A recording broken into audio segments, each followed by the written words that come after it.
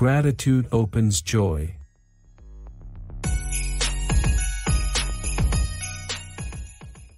First Thessalonians chapter 5 verse 18.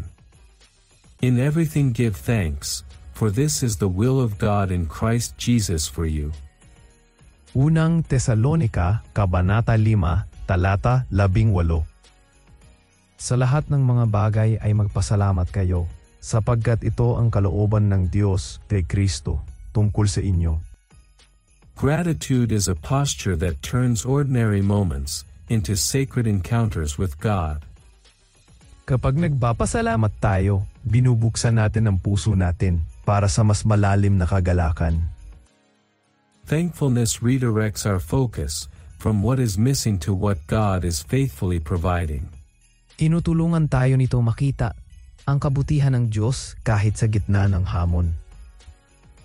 Joy grows where gratitude is planted. Mas sumisigla ang kagalakan kapag araw-araw nating pinipili ang pasasalamat. When we thank God in every season, we honor His presence in both stillness and storms. Ipinapakita nito na nagtitiwala tayo sa kanyang plano kahit hindi pa natin nakikita ang buong larawan. Gratitude strengthens our spirit by reminding us of God's unchanging care. Inapaalalahanan tayo nitong hindi tayo kailanman pinabayaan ng Diyos.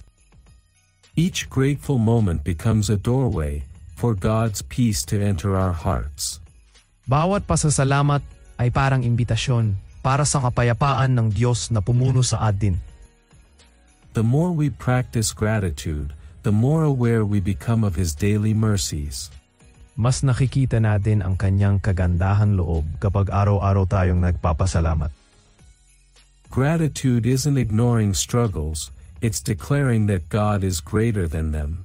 Ito ang paraan natin ng pagsasabing sapat ang Diyos sa lahat ng panahon.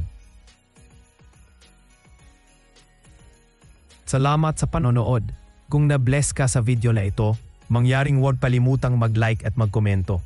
Huwag mag-atubiling i-share sa iba na nangangailangan ng biyaya ng Diyos ngayon. Mangyaring mag-subscribe at i-click ang bell icon para ma-notify at manood ng iba pang mga inspirational na video tulad nito